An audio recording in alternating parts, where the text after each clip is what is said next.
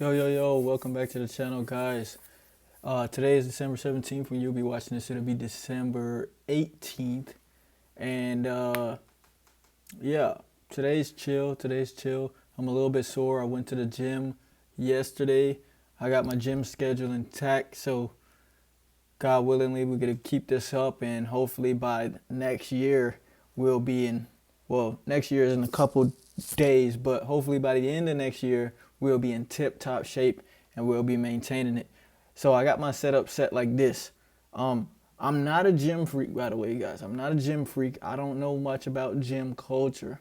I have had periods where I went to the gym every single day, and I've had periods of time where I just don't go to the gym at all. The thing is, I want to stay in shape. I want to stay mobile. I want to look good. I want to be fit. But I just could never find a schedule that works. I don't know if that's the reason, or just like stuff pops up. So I tried to do every day in the past. It didn't work simply because stuff will pop up, and I'd have to go handle it, and it'll take away from gym time. And the thing with me is, like, once I break a streak, it feels like a loss, bro. It feels like I lost, and why even try? But I got to get rid of that mindset. And so this is how I broke it up. I'm going Monday, Tuesday after work. I'm taking active rest on Wednesday, which would be cardio. And then Thursday, Friday, back in the gym.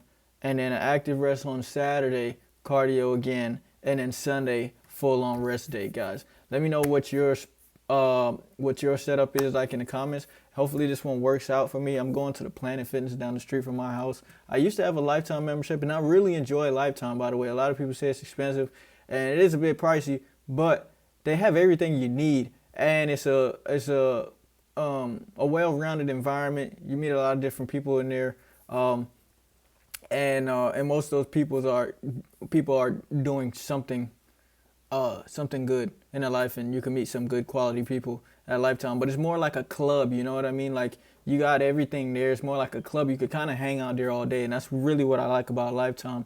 But the problem is, the closest Lifetime to me is about 35 minutes away if I leave at 4 in the morning. Guys, when I'm on the way back from the gym, then I'm sitting in traffic for an hour, 10 minutes. So I had to cancel my Lifetime subscription and just move over to something a little bit closer, which is the Planet Fitness. LA Fitness, huge scam. I'm not even going to get into it. They charge you a bunch of fees, bunch of setup fees, and it's almost impossible to cancel an LA Fitness membership. But enough about the gym. Today we're going to be watching I guess, body cam / interrogation. Mom shocked after learning her teen sons are wanted killers. And if you notice me looking off to this side, it's because I got my dual monitor set up finally. And so now I have two screens running. And so this is the screen I'm going to be watching the videos on. So let's get into the video.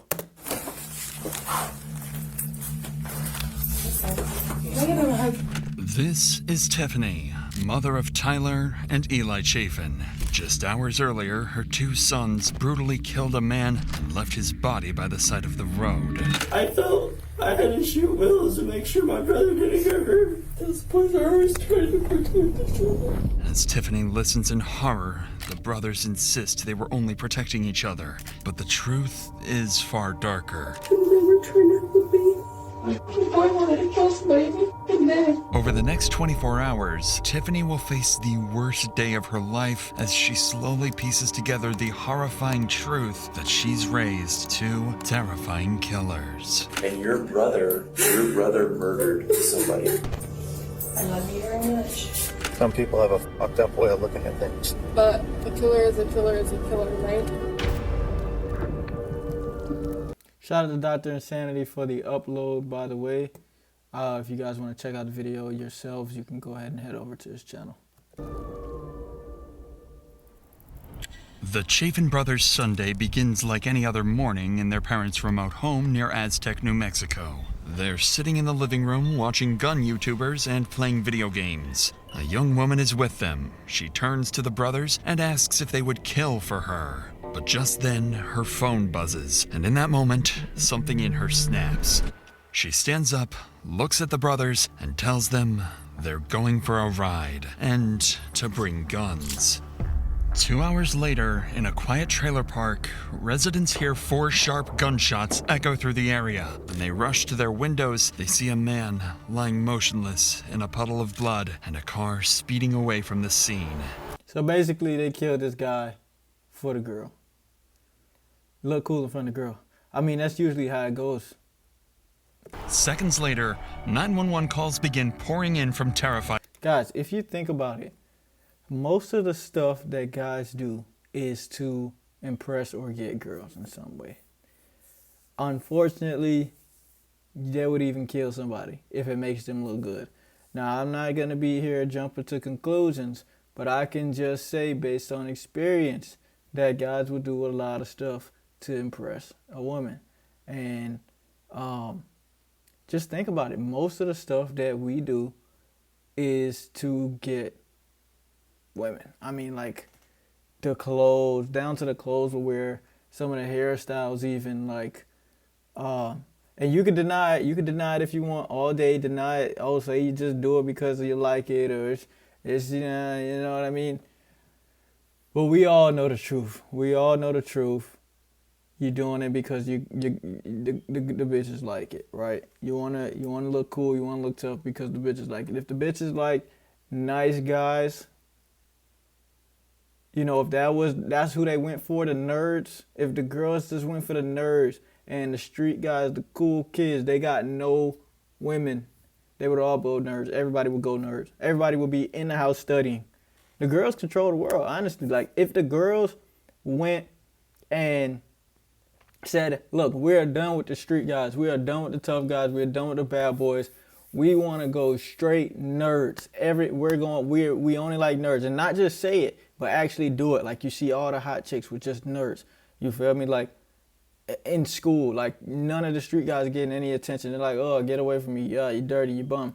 And then they're talking to all the nerds. They're sitting at the nerd tables. Like, everybody was turn around, look at each other and be like, man, yeah, I'm about to go home and study, man. I got some work to do. I got homework. I got to go home and study. I got tutors waiting. I'm looking for a tutor, that deal. So don't believe me if you want. I'm just keeping it real. I'm just telling the truth. Witnesses, marking the start of a multi-hour manhunt unlike anything this town has ever experienced.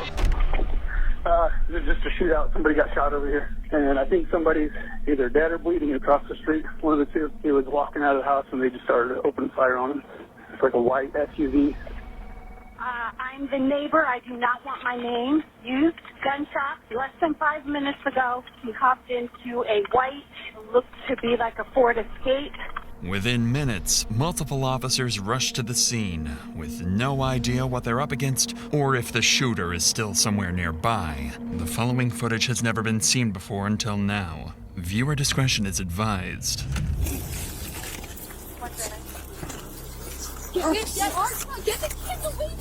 You guys can leave. Go ahead and leave. Good. He's obviously 10-7. Officers find the victim lying face down in the grass, while nearby residents begin gathering outside, oblivious to the danger still nearby. And before officers can secure the scene, something catches their attention. A white SUV parked just 100 yards away, matching the description of the suspect's vehicle. No way. No way these guys came back to the crime scene. What is that about? With guns drawn, they move in cautiously, fully expecting to confront the gunman. Out of the vehicle. Get out of the car. Get out of the vehicle. Is there anyone else in your car? My dog. Just your dog? Yes. Okay, just keep walking to me. Do you have any weapons on you? No, sir. No weapons in the car. No weapons on me. I just took by a friend of mine. Put your hands on top of your head for me, please. Sure. I just went to the dollar store and got cigarettes, and I came to see my buddy, so I turned around right there, and you guys were right there. The driver appears unarmed and, at first glance, seems like more of a witness than a suspect. Officers clear him, then move on to search his vehicle, but they find no guns or anything that connects him to the shooting.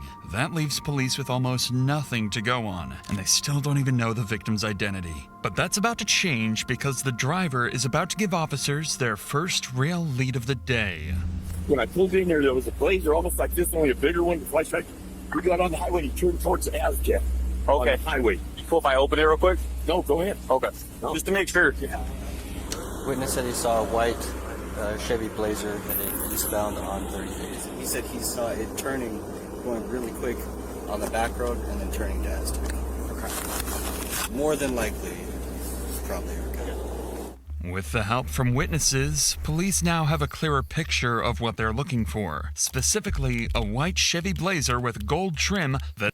White Chevy Blazer. My girlfriend actually had that car in high school.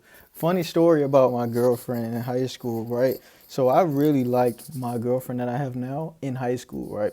But I had a girlfriend at the time. I had a different girlfriend at the time. But I really liked the girl that I'm with now in high school. And, I mean, she was the baddest in the school, in my opinion. She was baddest in the school. And she had a red Chevy Blazer. And she was on the basketball team, and one of her friends that was on the basketball team was my friends.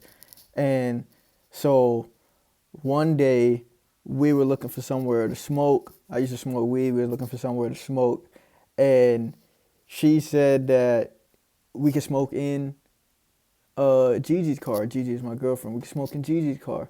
And I was like, what? I was so excited we could smoke in Gigi's car. Because I'm thinking Gigi going to pull up and she going to smoke with us and I'm, get some time to hang with her. Nah, Gigi was in class. She actually just got the keys. And me and the friend that was on the basketball team was just, we was hotboxing her Chevy Blazer. So Gigi, if you see this video, I hotboxed your Chevy Blazer. sped away immediately after the gunshots. After the scene is secured, officers return to the body to examine it closely and determine the victim's identity. What they document here will become critical evidence detectives later use to secure a conviction. He's got a blood spot on his head. He may have one in his. He may have one in his head, right there. Unless then on the shoulder here, unless this is that part, you know, when down. Something caused him to fall forward, though. That's the thing. If this was the first shot, then he goes forward, you know. That can't be the first shot, though, because that's on the back of his leg. He was standing up, facing this way, and the car was out here. Probably he couldn't run to take off running, maybe. He was walking He fired the rounds from the road. Oh, okay. He was walking this way. What if he was down? Somebody walked over, got to the edge, and... Guys, fuck that. Go look for them niggas. Go look for them. Go look for the guys who shot him. popped him in the head. As officers study the wounds, I'm just talking shit, guys. I know they probably got a unit out dispatch looking around. I'm just talking shit. something troubling starts to stand out. This doesn't look like a chaotic shooting, but it's more in line with a calculated execution. The shot pattern is brutal, hinting at a violent, twisted killer on the loose. The victim appears to be in his early 40s with at least 4 gunshot wounds, and with no gun in sight, it's likely he was unarmed. At this point, the officers still don't know his identity or what would drive someone to kill him so brutally. But that's when they notice something crucial. A trail of fresh footprints leading straight to a nearby house. With guns drawn, officers move in cautiously. I'm going to make a hypothesis. This is a very long video. I don't know if we'll watch it entirely through, but we're going to try. But I'm going to make an hypothesis. Hypothesis. I'm going to say that the girl was probably something sexually assaulted by this guy, possibly. And now this could be wrong. I'm not saying it's true. I'm just saying. I'm just guessing. I like to guess. It's fun. She was probably sexually assaulted by this guy in some way, and she was like, she really hates him, and would they kill for her, and they went and they killed the guy when she told him. And I'm just guessing that. I mean, that's got to be it, right? If the guy's 40 years old, these guys are teenagers, why else would they go spin the block on a 40-year-old unarmed man? You feel me? Unless he... And the girl asked him to, unless he did something to the girl in some way. That's what I think. After searching the home, officers find no one inside, but they do notice women's clothing and drug paraphernalia tucked inside the cupboards, along with family photos of a man who resembles the deceased victim, leading them to believe this is his residence. With the house cleared, officers step back outside to regroup and figure out their next move. They still don't know the victim's name, and they're no closer to identifying who shot him. So they split up to gather information from nearby residents, where they'll learn the victim's name and hear some concerning details about his life. Hi. Hey, by chance, did you hear anything? Yes, 3 shots. Who lives in this last trailer over here? Williams. Johnson. William Johnson? Yeah, he's 6 months behind on his rent. Earlier, did you hear anything over Damn, how the hell he know he's 6 months behind on his rent, bro? here? Yes, sir. I heard 3 shots. How many people come and go from that house that you're aware of? Quite a few. Do they ever have any issues over there? Oh, fighting. Who fights? Sierra and William. After speaking with several more neighbors, officers finally confirm the victim's identity. 37-year-old William Johnson, a father of 2 daughters, known around the area as Bubba. They also learn about a 23-year-old girl named Sierra who'd been living with William and often was seen arguing with him. But no one seems to know her last name, something police now need to track down. Coincidentally, one of the officers canvassing the area encounters a driver parked along the roadside who claims to be Sierra's friend and knows exactly how to find her. How's it going? Good. Did you know her because you worked with her? I know her because I worked with her. She was also a friend of my daughter's. Are him and Sierra still together? For some dumb reason, after I told her, do not get back with him, it's not going to work out for you. She got back. You know if Will had bad blood with anybody? I'm sure he had bad blood a lot. Just the whole missing. How do you know he was doing I seen him. I witnessed it. to steal to sell to who? Sierra. Sierra's friend would go on to provide officers with her full name and phone number, 23-year-old Sierra Collins, William's ex-girlfriend. When detectives arrived to begin their homicide investigation, they quickly realized they're already familiar with Sierra. Her record includes several drug-related offenses and even a restraining order she filed against William himself. She had recently completed a rehab program, was trying to regain custody of her son, and was working towards becoming a teacher. With her name confirmed, the investigator decides to call her. At this point, all the detective knows about Sierra is that she's William's ex-girlfriend. He simply wants to ask her about William and has no reason to believe she's involved in anything. But that will change quickly once she answers the phone. But before we get to that, you know those times where you're not feeling right or have some weird symptoms you're not really sure what they are? The hardest part for me isn't usually deciding to see a doctor, it's exactly how William ended up dead. I'm sorry, is this Sierra? Yeah, who's this? This is Detective Strang with the Sheriff's Office. I was trying to get a hold of you. Are you available right now? For what? I just have some questions I'd like. Busy. I really would like to speak with you. It involves William. Oh, shit. Like, it's very, very important. You can't meet with me for, literally 20 minutes, because I really need your help. Right now? Yeah, if you can. Can I call you back? Yeah? How long do you think, roughly? I'll call you back in 10 minutes. Sierra hangs up but calls back shortly after, ultimately agreeing to come to the station. Unknowingly, the upcoming interview with Sierra will blow the case wide open. Guys, I know this video is long, so stick it out with me if you guys want. But yeah, I know this video is long. I didn't know this video was gonna be this long when I clicked it, but now we're kind of already in too deep, right? So. But the Chafin brothers on the run as armed fugitives and trigger a dangerous multi-hour manhunt. Keep your right hand up with your left hand only. Open the door and get out. What was that about? So, I don't think I could help you. Not today, anyway. okay. And that's fair. Do you know who he dealt with on that whole drug side of things? Like who kind of his person was? That was his thing. The reason I asked you is that's a motive. That's a great motive. I mean, he bought dope from a lot of fucking people, you know what I mean? Did he owe any of them? Yes. Okay, who did he owe? He owed the landlord money. Well, I know he owed the landlord. I talked to him this morning. I mean, anybody to the point where you think they would want to kill him? Like, why would someone want to murder him? Like, we're not here to play games. We're not here like maybe he's dead, maybe he's not. He was murdered this morning, and I'm calling you so that you can help me. Okay? I'm not here to get you in trouble. How does a 23-year-old woman end up with a guy in his early 40s? How does that happen? I'm not saying, I mean, it's legal. I'm not saying there's anything wrong with it. I'm just saying, how does that happen? Like, does he walk her down and he's like, hey, let me get your number? Is she like liking his pictures on Instagram? Like, I always wonder how that happens. Obviously, he's not in trouble. He can't be in trouble. Because regardless of whether you agree with what he was doing or not, or trying to help him or whatever.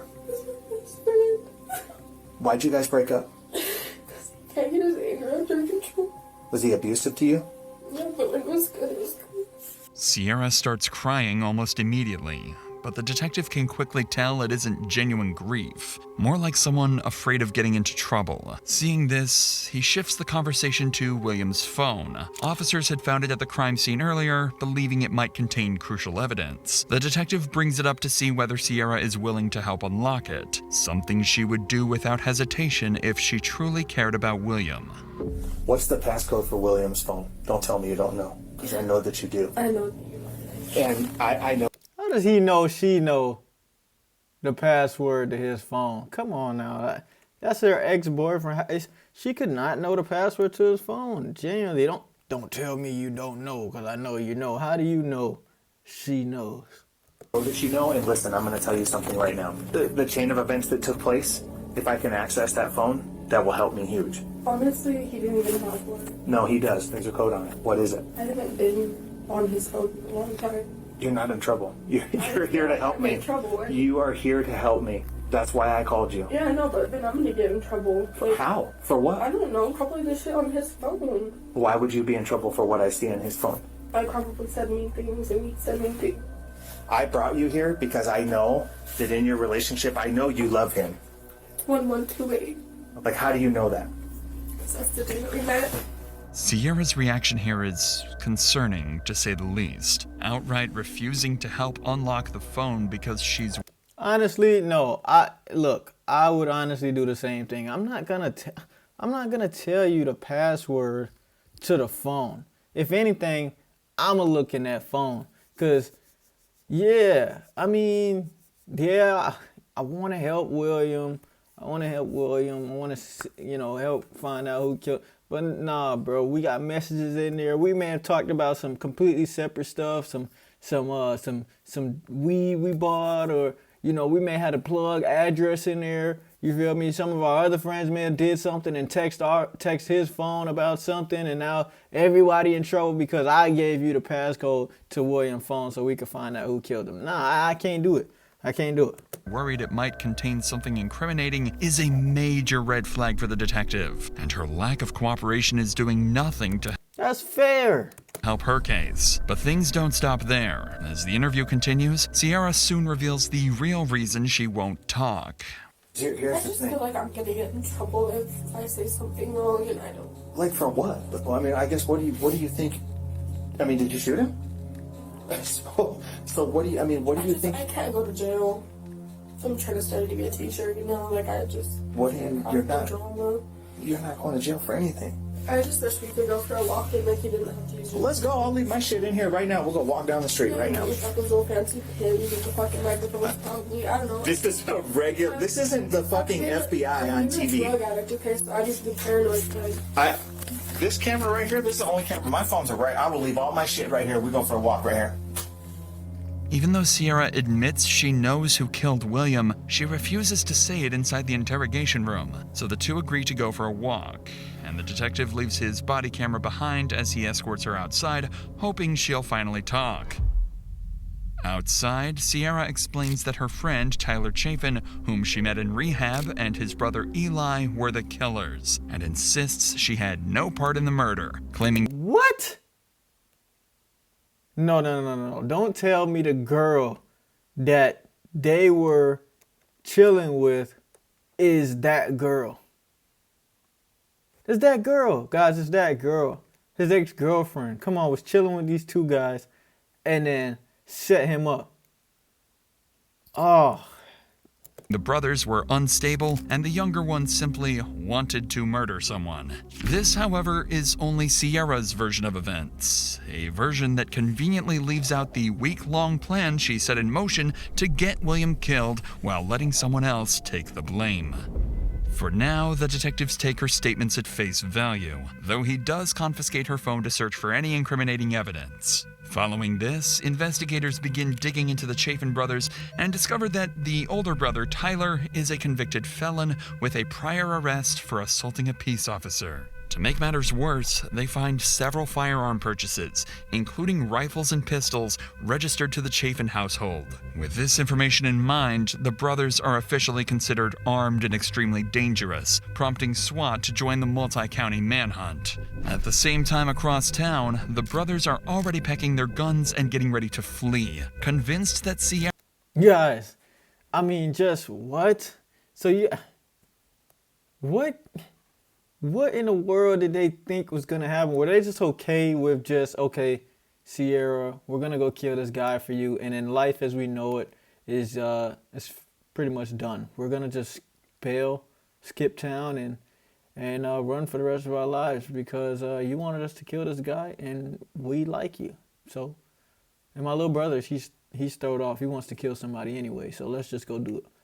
Is that what happened here? What I don't know. Sierra has already betrayed them. SWAT teams move toward the Chafin's residence, planning to ambush the brothers at their parents' home. The goal is clear: apprehend the suspects with no casualties. However, nothing... By the way, Sierra is heartless. Sierra is heartless. She's just instantly snitches on these guys. Like, what? About what happens next will go according to plan.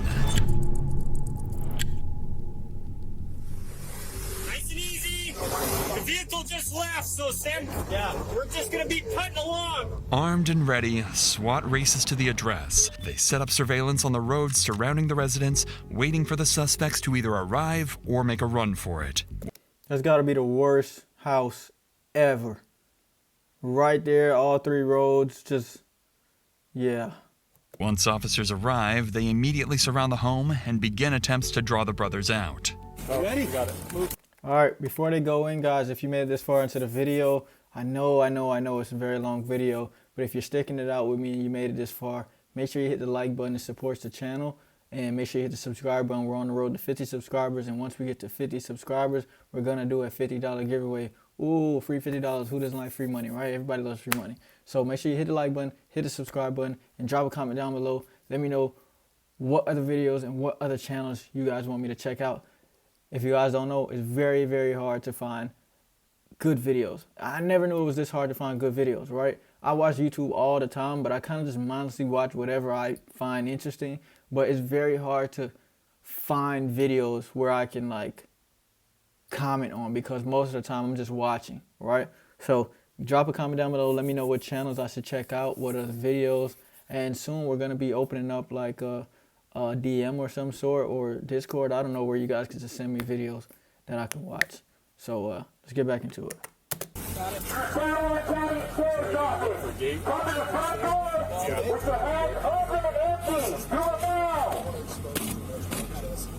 All residents of Skylar County Sheriff's Office, with your hands open and empty. Do it now.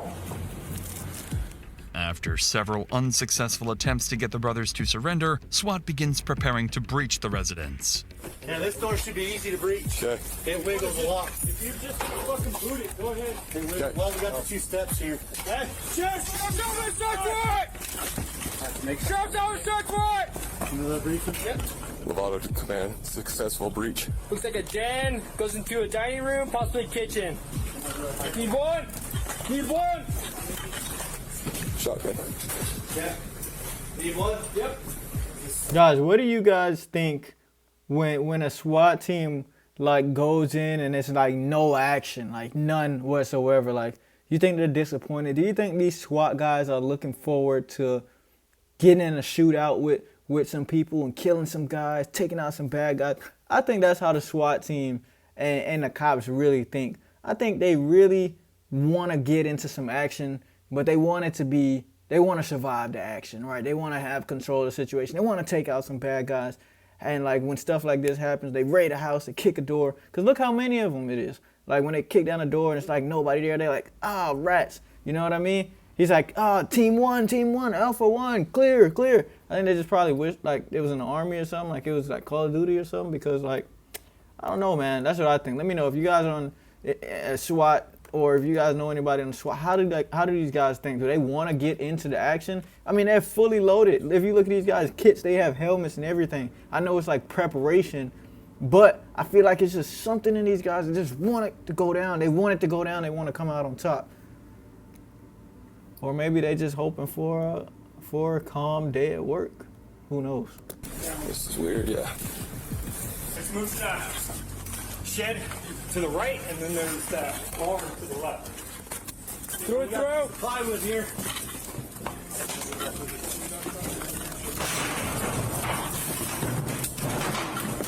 Yeah, you're good to right here. I mean, good. After searching the entire home, no Chafin brother is found, but whoever lives here has left half a dozen guns behind, meaning they could return at any moment. Just then, a white SUV matching the exact description of the suspect's car is spotted approaching the house. No. Officers draw their guns immediately, closing in on the vehicle as they brace for a shootout. No. 411 is not stopping, it's evading. Why are they coming back, bro? Why are you coming back?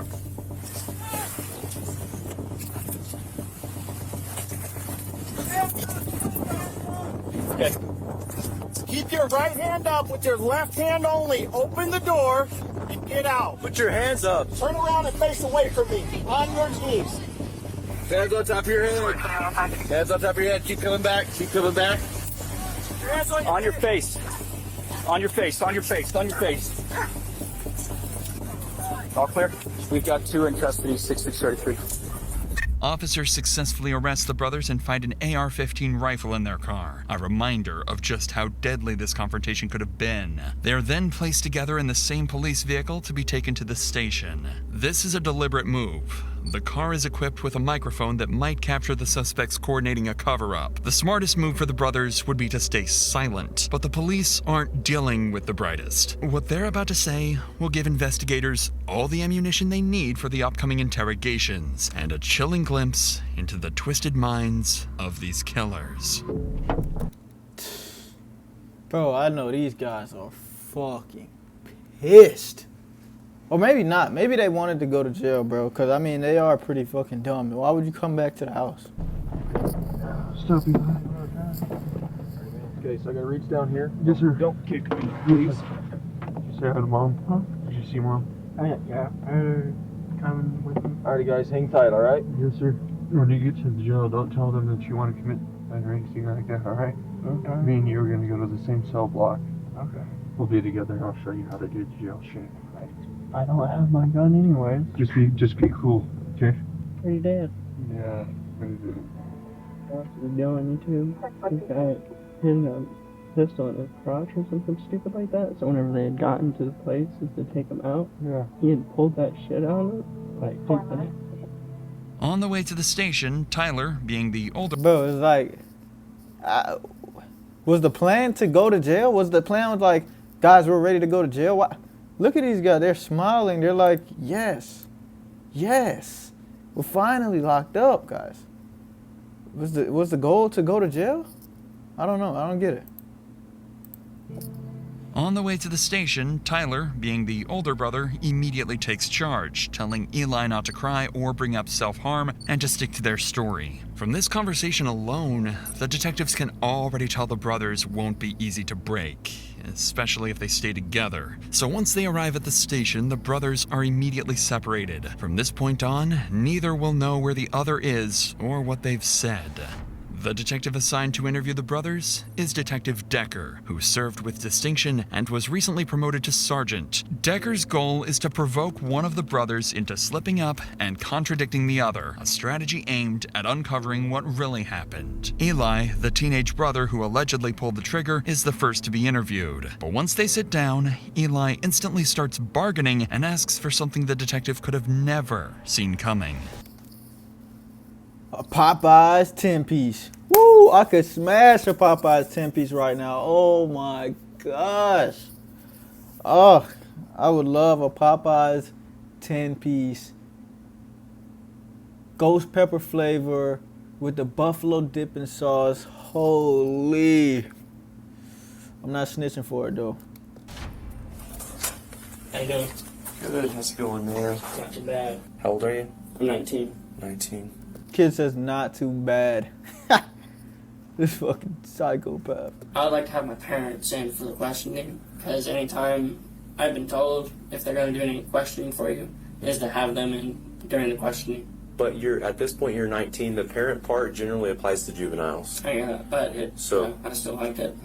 Detective Decker is baffled. Eli is 19, legally an adult, yet he still insists on having his mother present. Decker already senses how messy this could get. Any parent with even basic instincts would tell their kid to ask for a lawyer immediately. But with no other choice, he escorts Eli back to his cell, still weighing the pros and cons of calling the mother.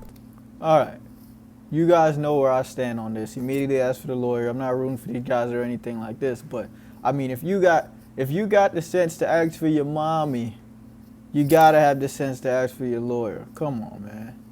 In the meantime, the detective moves on to interview Tyler, who will prove to have a very different strategy, one the detective won't catch on to right away. So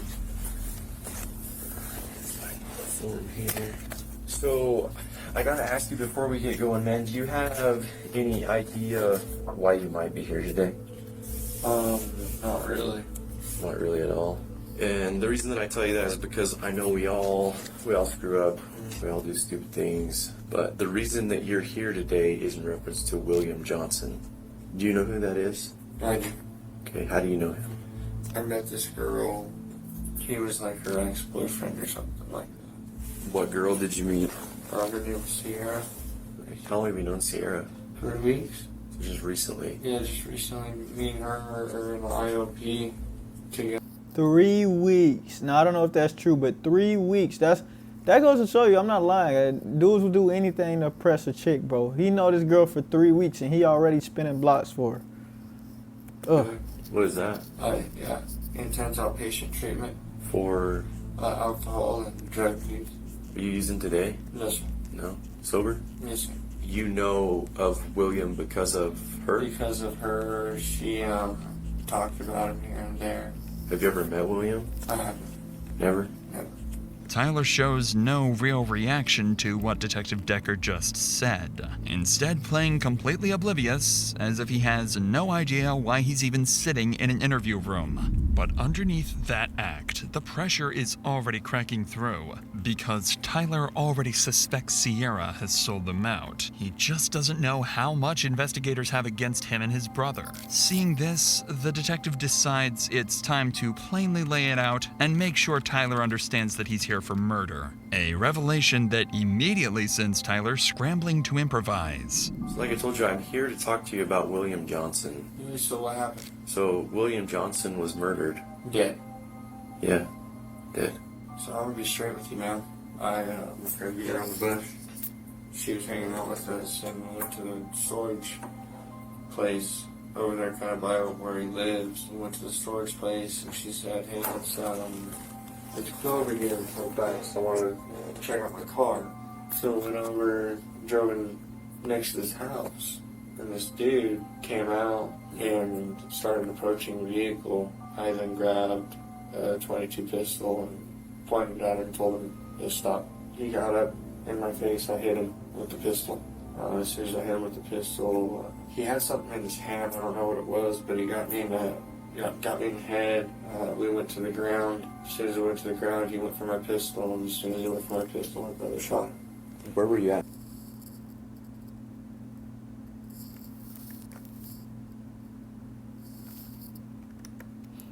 First of all, it's a lot to break down here, but first of all, we're gonna keep it short and sweet. First of all, he says they're riding in the car with the girl Sierra. Sierra says, "Let's go to this house right there. This mechanic guy, check out my car." He says the guy comes out, approaches the vehicle, and he instantly draws down on him. That makes no sense. She said, let's stop right here. This guy work on my car. And is that what she said? Am I confused? Is that what she said? I think that's what he said she said. And he said, I pulled my pistol out at him. Like, why? I'm just leave it there. Since it makes no sense. In the vehicle. I was in the passenger side. It was when the tussle happened, and whenever he went for the pistol was whenever he had got the shot. On the ground, getting my ass beat, and got damn near got the pistol taken away from me. Got damn near got shot with my own gun. He seen Sierra, and I don't know what his intentions were, from what I've heard, abusive or whatever. I didn't know we were going to his house. I just thought we were going to go look at her car. Right away, Tyler doesn't stick to the plan he rehearsed with his brother and instead confesses to the shooting, trying to frame it as self-defense, believing it will protect both of them. So that's even worse. He told his brother to tell a completely different story. He gets in there, he folds instantly. However, in doing so... And told on his brother, by the way. He said my brother shot him, by the way. He ends up... Can't even kill somebody with your own family, guys. I can tell you. Stay away from the crime, period. But if you are going to do crime, do it by yourself, bro. Because this, and not even your own blood brother who's sitting in the car telling you to stick to the story. He's telling you to stick to the story. Your blood brother, older brother at that, leading you astray, telling you stick to the story, bud. Don't cry. Don't tell him you're going to kill yourself because you're going to be in the block with me. And I'm going to show you how to do jail shit. He gets an interrogation. He's like, my brother shot him, bro. What the fuck? Fully implicating his brother Eli, whether intentionally or not, remains to be seen. And while his explanation may sound reasonable for now, the brothers have no idea that the gunshot pattern on William's body tells a very different story. One that's not consistent with self-defense, but execution. Do you know what the hole in his back tells me? No, what's that? In looking at the way that bullet hit his back, is that he was already laying face down when that round was fired. See, and whenever I heard the first round, I took off. So that hole in his back, you think that was the first round that hit, or what do you... I don't know. I know my brother uses hollow points, and I know those make holes. Yeah. What was he saying? He wasn't saying anything, he's just screaming. This is making noises. The guy really loves me. He didn't want me to get hurt. Even though Tyler doubles down on the self-defense claim and seems regretful, the evidence gathered so far points to a far more cold, deliberate violence rather than two frightened kids defending themselves. Detective Decker knows this, and Tyler's tearful explanations aren't convincing him otherwise. But instead of being confrontational, Decker decides to simply let Tyler keep talking, allowing him to dig the hole deeper for himself and his brother. It's fucking scary, man. To see it. Just to fucking see it, I would have never imagined. What do you think should happen to you? I didn't want any of that to happen. I never had intentions to shoot him. I never tried to cock the pistol back and shoot him with the pistol. And I don't want to feel like I'm telling on my brother. But I don't know how he fucking did it. He's always had an interest in guns and shit. And bro, he is fully throwing his little brother under the bus. Fully. This guy is the worst big brother you could ask for. You're always worried about him, and I guess I think today was his day for him to use his gun. I didn't want that to happen. I didn't want that to happen at all. How did Eli seem after the whole ordeal? He seems really fucked up. He kept crying. He kept telling me that he thought it was me. He said he didn't want anyone to hurt me. He kept saying he loved me. Tyler is a complete mess now, no longer acting, but genuinely horrified by his brother's actions this morning. After exhausting everything Tyler can say about the murder, the detective shifts the conversation to the third person that was present during the shooting, Sierra Collins. Earlier, Sierra placed all the blame on the brothers, insisting she had nothing to do with the murder. But that narrative is about to change. What was her take on seeing her, I guess, boyfriend or ex-boyfriend she shot dead? Had zero to none emotion. It was shocking. I didn't. So no emotion at all? Not laughing, not crying? She did. I know that that was her plan. And I don't know if she was, because he was outside whenever we pulled up. Because she had asked Eli if he'd shoot him before all this happened. Jokingly, like, that's a nice gun. Would you shoot my ex-boyfriend? Was all a joke until today. So it sounds like he's telling the full real story, guys. Like he's not. The cover story went out the window a long time ago. Like when he was crying, that was real. He broke down and he's snitching. He's telling all. A little bit of history with her and different cases, and she can be a pretty persuasive girl. I mean, if she straight up asked you to go over there to shoot William, then you need to be straight with me if that's what she said. She told us about how he and did all these bad things to her. See? What did I tell you? My hypothesis is correct. I just feel like I was tricked. By who? Sierra. She fucking tricked us. Tyler outright accuses Sierra of tricking him and his brother into murdering William. There's a chance he's saying this to protect himself and Eli, but the detective knows Sierra is more than capable of manipulation. If Eli's story aligns with Tyler's, they may be able to implicate her and lessen their own sentences. Now it's the brother's word against Sierra's. And soon, their mother Tiffany will enter the mix, stepping into what will become the worst day of her life. For now, though, the detective wraps up his interview with Tyler, but instead of calling the brother's mother right away, he reaches out to someone he's already spoken with, Sierra.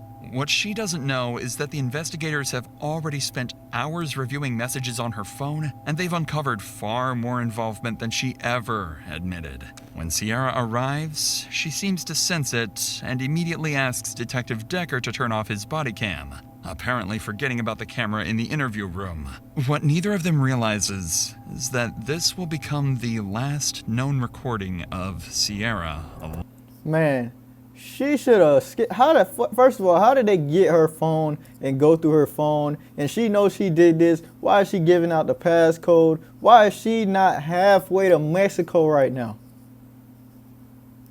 I never understood it. I get, you know what? I think I do understand it. I think when these people commit crimes like this, they have just the slightest bit of, I feel like I may get away with this. And when they feel that slightest bit of, I feel like I might get away with this, they say, well, if I leave, then it's going to look suspicious. So maybe I just wait and I not look suspicious. Dude, fuck looking suspicious. If you get out of Dodge, they can't catch you anyway. Hopefully. So just get the hell on. Who cares if you look suspicious or not? I could look the most suspicious anyone could ever look. But I'll be fucking in the favelas in Brazil, bro. Good luck catching me. You know what I mean? Live. But you know what happened? You don't remember what fucking happened? I know you know what happened. But why do you think that happened? Don't worry, I've been blaming myself all fucking night. You don't have to do it too. I didn't know Tyler had a gun in the front seat. Had they ever been to Will's house before? No. No. How did they know how to get there? So you know none of this looks very good, right? Whenever you send text messages like that. Let's read the text.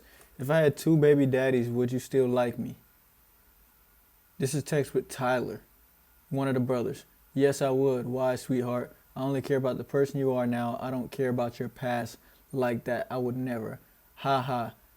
I don't know. I feel like that would be skanky as fuck. LOL. Hey, I'm going to bed tonight. Sweet dreams, no devil dreams. It's okay if you do, but good night, gorgeous. See you tomorrow. Will and then proceed to go over to his house with their homies who are strapped.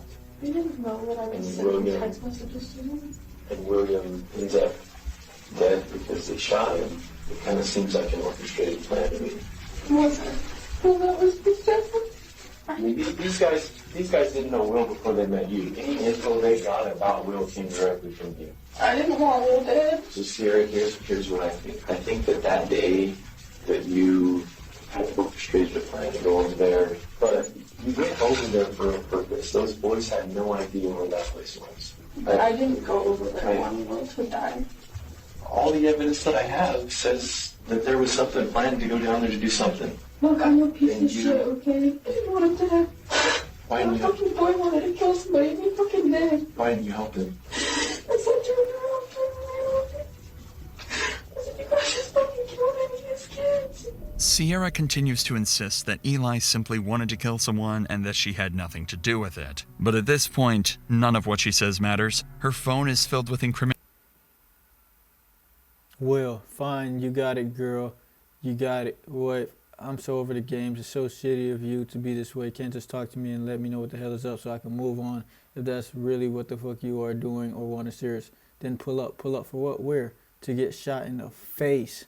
Oh. Yeah.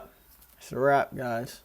Messages she can't explain away. And now, not only is Sierra not getting her phone back, she's about to learn she's not walking out of this interview room either. Her life, as she knows it, is over. So, Eli killed your best friend, gunned him down, and shot him dead in front of you, but you don't know what you think should happen, Eli. I just was a fucking kid. Do you feel like you're to blame for any of it? I feel like it's all my fault if that's what you're asking. Right now, I'm in the process of applying for a warrant for your arrest for Will's murder.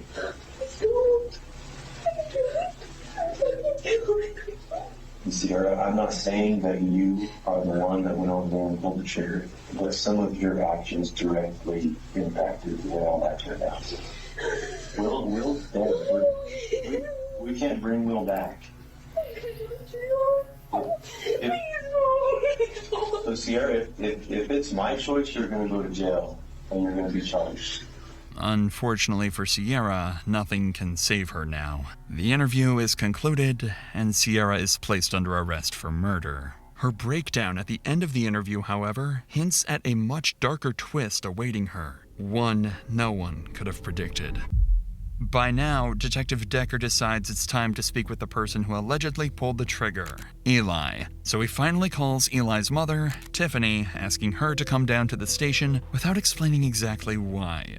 Shocked to receive a call from the police at such an hour, So mom doesn't even know, guys. We're getting into the guts of this. Tiffany arrives within minutes. When Decker goes outside to notify her of the horrifying crime her sons are accused of, her reaction is strange, to say the least. So I'm Detective Decker. I spoke with you on the phone. When I went to talk to Eli, he wanted you present while I spoke with him. He didn't really explain why. I mean, he's an adult, so normally we don't get that from adults.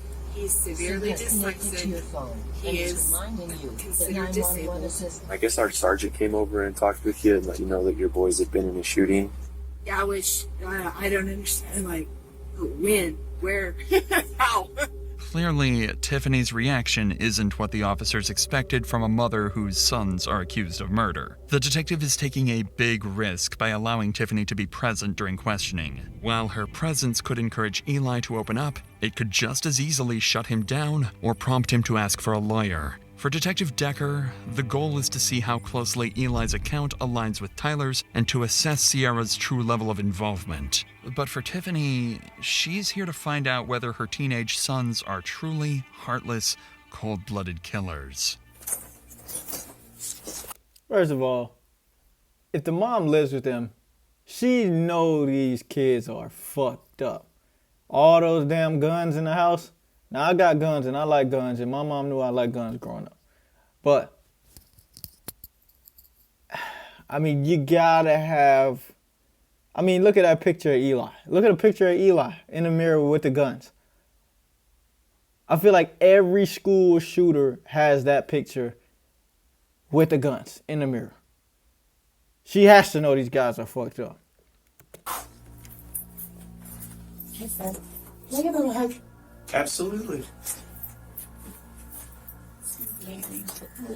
So you feel comfortable talking to me now? Cool. So just to be straight with you, the reason that we're here today is in reference to William Johnson. Okay. Do you know that name? I have no clue who that is. No idea. No, sir. Clearly, Eli is sticking to the story he and his brother concocted, completely unaware that just hours earlier, Tyler had already given him up. Tiffany did mention that Eli is severely dyslexic and considered disabled, so there's a chance he isn't lying, but genuinely unable to recall names. But Decker is about to find out whether that's true or if it's all an act. So, and you've graduated high school? Yes, sir. Was that easy? Yeah, it was pretty difficult, especially with how COVID was, and then the computer. I was better learning in class than over a laptop. You said you didn't know that. I have no clue if it is. Have you ever heard the name before? I heard Will. Okay, so have you heard of Will Johnson? No. No? No, sir. Just Will? Just Will. And who have you heard that name from? Probably, I don't know how to exactly say her name, but it's like Sia. I just barely, like, recently met her through my brother, and they've been just, like, hanging out and stuff. But that's just all I know them. What about the name Sierra? Does that ring a bell? Just the fact that I know her with my brother. What did y'all do today? Oh, we just, like, hanged out and watched TV and played video games and stuff. Didn't really do too much. I was actually there today, if I might add. Yes, ma'am. I was there today, and I can even tell you the times that I was there, and they were also there. What time did you leave? So Serena, I don't know how to say her name exactly. She had gotten a call, and she told us that it was a detective or something. And we were like, okay. Sierra ever talk about her car? She had mentioned it being possibly strapped down or taken apart and then scrapped or something. Mm-hmm. But besides that, I don't know. Where did she say where her car was? No, I have no clue where it is. It turns out Eli does know about Sierra, but he doubles down on playing dumb, just as he and Tyler planned. At least for now. Oh, man, that gotta suck, man. Bro ratted me out, bro, and now I'm sitting here looking untrustworthy, man. He's holding out longer than his brother. Tiffany also seems to be backing up her son, reinforcing the very risk the detective anticipated when allowing her into the room. This is when the detective decides to ask Eli about his fascination with guns, something that will lead to an unexpected outcome, causing Eli to slip. Do you have a driver's license? No, I do not, but I've done some driving on my Xbox. Do you own any guns? I do, but I have it as a hobby. I am not aggressive. You want to know what I own? I own, the first gun that I did get was a .22. It was a PCR, and then after that I got a 12 gauge Winchester. It's like a cyst pump. I have my Saint, which is an AR-15. I got it kind of pretty decked out. I'm really proud of it. I just do it for hobby and also for self-defense and home defense. Do you own any handguns? I do. Well, it's not my handgun. It's my parents' handgun. Why? What kind is it? Why are you asking? I'm just curious. Okay. It's a Ruger. Does the 22 even have the, what's the thing that you bolt? put the bullets in? No, it's like a round revolver. thing where you put the bullets in. Oh, the one that you have is a revolver? Yes, sir. Does it have the cylinder in it? As far as I can see, no, it doesn't. It's actually, it's put away in their closet. Maybe it hasn't had the cylinder in it for years. Yes, sir. Okay. Do you have any that are broken? I do. I have a little bit on the bottom of it is broken. Oh yeah, the trigger guard. Yep. Yeah. How did that get broke? I had dropped it getting out of the car or something.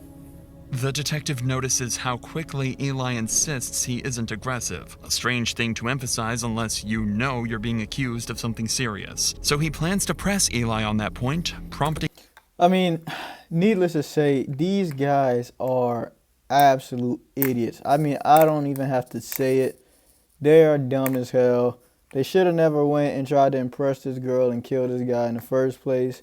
But, I mean, it's just like a snowball effect of just idiocracy. They going back to the crime scene, folding on the stories, talking in the backseat of the car, like making statements. All these guys are just idiots. I don't even have to say it. I mean, we know what happens to these guys. Honestly, we know what happens. I'm just going to play it out so we can hear the rest of the story. We're already invested so much into this story.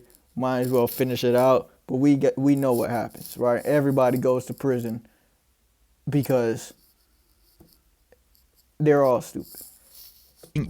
I'd bet my bottom dollar every one of them goes to prison. And they all get 20 plus years. Mother to jump in and defend him. You said something kind of struck me weird a minute ago, Eli. When I asked you about guns, you said you had them, but that you're not aggressive. I'm not. Why did you feel like that was important to tell me? It's just something to throw out there, you know? He's a very timid guy. He's actually been abused and bullied all of his life. So he's always wanted to have a gun for protection all of his life. I try to prevent a fight than is to provoke a fight, you know what I mean? I got zero tolerance for bullies, so I completely understand where you're coming from on that. I don't tolerate it. He's been seriously bullied. The detective believes Tyler and Sierra likely put Eli in this position and knew he was going to shoot William, despite their claims to the contrary. But just as Decker builds some rapport with Eli, he shifts gears completely and confronts him with his brother's confession. Was Tyler in any fights today? So I already know. Listen, I already know that means yes. Who was he in a fight with? Can I tell the full story? I would love the full story. Okay. Because I feel like I'm trying to pry bits out of you. No, I'm sorry. And I know, Eli, I know that you know why you're here and why I'm talking to you. Protect yourself and tell the truth. It seems the pressure is working. Never listen to mom. Guys, if you ever get in a situation like this, God forbid, never listen to mom. Mom is always a dumbass in these situations. Never listen to mom. Mom is going to tell you tell the truth. Mom is going to tell you be a good boy. Mom is going to always tell you listen to your elders. Listen to your guy. Be respectful. He's trying to help you. He's trying to help. Never listen to mom. Listen to me. I'm not answering any questions without my lawyer. Go ahead and lock me up. I'm not answering any questions without my lawyer. We're going to see about this in court. End of story. Never listen to mom. And I hate when mom gets in there and mom says, tell the truth. No, mom, get the fuck out. Eli, no disrespect to the moms. We love you, but not in the interrogation room. We hate you in there. Decides to tell the truth. Though his mother encourages him to cooperate, she has no idea that what she's about to hear will change their lives forever. Will had kept on calling, and she had a fear him either pulling up on her because she had mentioned him about beating her up and a number of different things. We had went over to get his phone. I told her, let him know that we're gonna come and get the phone is to get the personal items off of it. And as soon as we had pulled up, he had stuck his head out the door and was already just screaming things, and he had come out in the front yard, and what's he gonna do? Is he gonna break the windshield? What's his next move? So I got out of my car with my rifle and told him to stop, quit approaching, stay where you are, stop moving. My brother got out of the car, and Will had hit my brother, and somehow my brother got this gash on the side of his head. They both fell over, and because my brother, he'd gotten out a revolver, the revolver that we were talking about. I don't know why he had it, but I noticed that he had dropped it. Will was going for the revolver, so I shot Will. And we were super shooken about it. But in my defense, I didn't want Will to kill my brother. I didn't want Will to get the gun and kill my brother. So I shot Will. I didn't have intentions of killing him. I just wanted to get the phone and leave. But it turned physical, and I felt I had to shoot Will to make sure my brother didn't get hurt. Those boys are always trying to protect each other. Is he alright? No? No, he's dead. Oh my god, Eli. I'm sorry. I didn't want to kill him. Eli breaks down and begins recounting what happened. With each sentence, Tiffany struggles to listen as her son describes how he committed murder, something no mother ever wants to hear. But even as this tragedy unfolds before her eyes, she clings to the hope that her sons acted only in self-defense. That's a belief the detective is about to challenge. I already talked to Tyler. He told me he never lost possession of the handgun. He maintained. Now here comes the detective going to lie to try to clip this guy up, man. Because Tyler clearly said he lost possession of the handgun. He did in his grip the entire time he was there. Okay. He never dropped the gun or anything? No. Well, that should be illegal, though. By the way, that should be illegal. Saying to somebody else a lie, the detective or interrogate him lying to the suspect to make him change his story, or that should be illegal. By the way, we need to amend the Constitution, and that should not be allowed. And then at that point, Will was going to pry the gun out of his hands because they're both on the ground. One of them's got a gun that's like a freaking revolver. Yeah. One of those easily accidental guns, besides like a Glock. So look, Eli, here's the problem that we're gonna run into, okay? So you and Tyler went over there, but you went over there with guns. For self-protection, for protection of myself, because she had even already mentioned that he had kidnapped her, he had beat her, so I wasn't looking forward to getting beat. So you went over there to teach Will a lesson. No, I didn't want to go over there and kill Will. But you wanted to teach him a lesson. Why would I want to teach him a lesson? I just wanted to take... Sierra and he beat her. He had nude photos of her. That's her personal business. I don't like girls. And obviously she gave him the address. Because neither of them She had knew. taken us directly there. If somebody's attacking me, doing physical harm to me or my loved ones, then I may do something about it. He had pulled out a phone as if he was going to pull out a gun, but I had actually waited for him to see what he was going to pull out before doing anything crazy or irrational.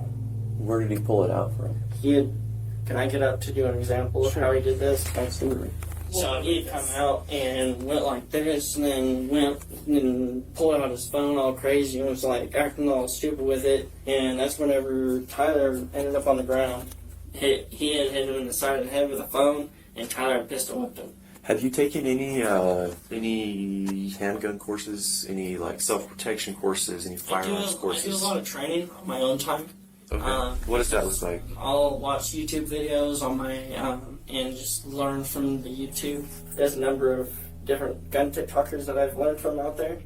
Eli only digs himself deeper when he admits he learned gun handling from YouTube and TikTok. And this is exactly where the risk of allowing his mother into the room starts to show. Given what you said, do you really think you should keep talking, or do you want to wait and get an attorney? I'll do what you want. No, I'm just telling you. Given what you said, I don't know that you should keep talking without getting the advice of an attorney. So Eli, at this point, the only thing that I'm after at this point is I'm trying to figure out of like when you can and when you cannot shoot somebody. I've watched a lot of body. Bro completely ignores mom's advice. He should have ignored her first advice, which was tell the truth. Now mom's like, okay, now that the truth is told, now ask for an attorney. And he's like, nah, Mom, let's stick to telling the truth. Kind of videos on YouTube, police officers and stuff. Some of them, you should stop. Alright, I'm gonna stop. What do you mean you're gonna stop?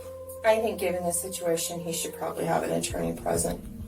Ma'am, that's completely up to him. I'm with whatever she wants. So what do you want? Is to have an attorney. Cool. We're done. I love you, son. I can't believe you let that girl take you there. With an attorney requested and the interview shut down, Tiffany hugs her son once more, likely realizing this may be the last time she gets to do so. Having now interviewed both brothers, the detective has made up his mind about them. He steps outside and tells Tiffany what he really thinks about Eli. I guarantee you she's the one for you. When I talk to Tyler, Tyler is a mess. Eli he's got a different attitude. It's almost like he doesn't care. I've watched these two protect each other. Tyler used to watch Eli get bullied and watch him get beaten with a school computer. Can I ask you another thing? Is Tyler here? Yes. Can I see him? Give me just a minute. I just want to give him a hug and tell him goodbye. I'm here, son. You look like this time. I came in here to give you a hug. Mama.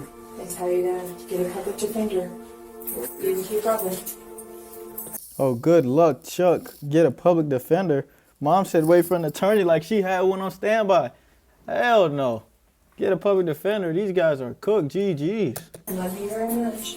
No matter where you are. No matter what. Guys, quick heads up. Don't ever ever go to trial for something like this with a public defender, guys, get an attorney. I don't care if your attorney is $200. Get something. Get something. Don't go in there with one of their team members. That's like, this is what that's like. Let me tell you what that's like. That's like you play for the Miami Heat. It's five players to a team. We got no one on the bench. And you're going against the Golden State Warriors, and they got 6 players. And so you're short a player. You got 4. They got 6. They give you one of theirs. Right? Now you have a Warrior on your team, but the guy on your team is only for that game. He's still going to get the championship if the Warriors win. So it's like you don't want to have that guy on your team. You don't want to have that guy on your team, bro. It's just not it. And I know they got the rules and the vows and the blah. Look, I watched it happen. I watched one of my closest friends go to trial with public defender. I've had public defenders. I've had multiple people I know have gotten public defenders, and they get fried every time. Hammered every single time. Guys, stay away from them. I will always love you. That's okay. I love you, Mom. I love you. Bye. After giving her sons one final goodbye, Tiffany leaves the police station still believing they were nothing more than pawns in a sadistic scheme, insisting Sierra alone should be held responsible. The next morning, a judge approves the murder charges against Sierra. Guys, look at these two faces here. First of all, look at his face. Eli, come on, man. Eli looks like he's happy with what he did. He's like, yes, finally caught a body. He's like, I finally killed someone. She's like, I don't even know. She's like, I don't even know. But he's like, dude, this was the dumbest shit I could have ever done. What is this? Sierra, while the brothers' charges remain pending. At the same time, wait, Tyler asks to speak with the detective again, wanting to know what charges he anticipates. The next morning, a judge approves the murder charges against Sierra, while the brothers' charges remain pending. At the same time, Tyler asks to speak with the detective again, wanting to know what charges he and his brother might face. For Tyler, this is his last chance to shift the narrative in both his and Eli's favor, and influence how police view their roles in the killing. But for Detective Decker, it's an opportunity to strengthen the case against all 3 suspects. However, when he sits down with Tyler for one last time, he begins to wonder whether Tiffany might have been right. That maybe her sons aren't the monsters everyone assumed. You alright? What did you want to talk about today, Tyler? I just wanted to tell you that we were set up, that we didn't know where we were going, that we were just going to go see your car, and that's as far as my understanding was. What do you mean you were set up? I feel like I was set up. I feel like I was dragged to the house. I feel like I was used from the beginning with. She had told me she wanted him dead, and I said, oh, I'm not the guy for you. I never offered. I never said, hey, I'm going to kill this fucking guy for you. I don't know what the fuck's going on, man. So Tyler, I'll tell you right now. Murder. I tell you right now, I don't disagree that you may have been set up. Tyler maintains his self-defense story, however, this time he's far more adamant about Sierra's role in everything that happened. But there's something else Tyler wanted to speak to detectives for that he didn't mention up front. Earlier, Tyler was allowed a brief moment with his brother Eli, giving the two just enough time to compare what they'd told police. Now, Tyler has figured out the one major inconsistency between their stories, something he believes will help their case. I wanted to talk to you guys. I didn't have full control over that weapon. Over which weapon? That 22. I do believe I dropped it. So I asked you yesterday if I had full control over the weapon, and you said yes. I did. And then I even double checked again. I asked you. Yes, sir, you did. I asked you. I said, so it stayed in your hand the whole time, and you were absolutely sure it was in your hand the whole And time? that was just our pride. That was my pride. So how did you get the gun back in your hand? And went back and found it and picked it up. What do you mean you went back and found it? Well, like, whenever I was going to go get in the car, I turned around because I said, where the fuck's the gun? And I went back, grabbed it, and put it back in the car. So you understand that there's independent witnesses that saw sir. what happened, right? Yes, sir. Tyler, I'm gonna be honest with you. It seems like at this point you've had some time to think about what happened.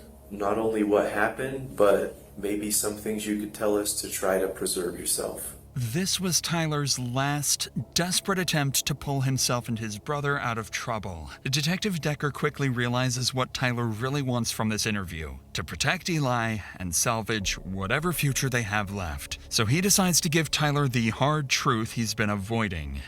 What you're having a really hard time with right now is that brother bond. I've got two brothers. I've got an older one and I've got a younger one. I'm in the middle, okay? And that's what's really troubling you right now, is it's your brother. And your brother murdered somebody. And you helped do that. And I think that is your biggest problem. Your biggest fear right now is that you've made things pretty rough for your brother. I know what brother love is, man. I've got him. There's a lot of things that I would do for my brothers in a snap of a finger, man. You do got a long road ahead of you though, so. You can hear the empathy in Detective Decker's man. voice. He knows Sierra manipulated the brothers, but that doesn't change the facts that the Chafins went to William's house on their own accord. Following this, Detective Decker wraps up the interview with Tyler and proceeds with murder charges against all three. As the case moves forward, Tiffany never stops supporting her sons. She stays in contact with both boys, hoping the truth will help them find a way out of this. Jail calls capture a brief glimpse into a mother caught between the children she's raised and the reality of what they've done. Yeah, I've been trying to video Eli for the last 30 minutes, but nobody will get to the tablet. No, for real. Hey, Mom. Hey! What you doing? Oh, not much. We only have a few minutes. I bet they'll cut us off at 9. But you doing all right? Did I wake you up? No, I'm doing pretty good. I'm just hanging out. It's fun here sometimes. But, like, honestly, I don't think I've laughed as hard as I have in here just listening to some of the bullshit. That's good. I like to hear that. I like to hear that. I really love you guys, and I really love all the support, and I really appreciate all the help. I think it's awesome. I wouldn't do it if I didn't know what a good boy you were. Oh, I know. I really love you. Very much. Sleep good. Have a good night. I'll see you tomorrow. I'll see you tomorrow, too. Bye-bye. Bye, Mama. Tiffany would go on to support her sons until the very end. But as the trial date approached, one of the trio's lives came to an abrupt end. In September 2024, while being held at the San Juan County Detention Center, Sierra suffered a severe medical emergency. The detention center could not provide the level of care required to sustain her life, and she was transferred to the regional medical center with limited brain function, where she died shortly afterwards. Oh. In July 2024, both Chafin brothers entered plea agreements. Eli pleaded guilty to voluntary manslaughter, while Tyler pleaded no contest to second-degree murder and felon in possession of a firearm. Eli was sentenced to 6 years in prison, followed by 2 years of parole, while his older brother Tyler received 15 years in prison, also followed by 2 years. Whoa, guys. I did not see that one coming. 6 years in prison with 2 years of parole for a body. He's the shooter. The non-shooter, 15 years, 2 years of parole.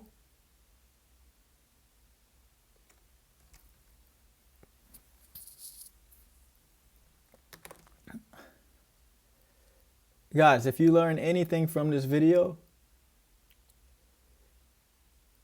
be white. We're out.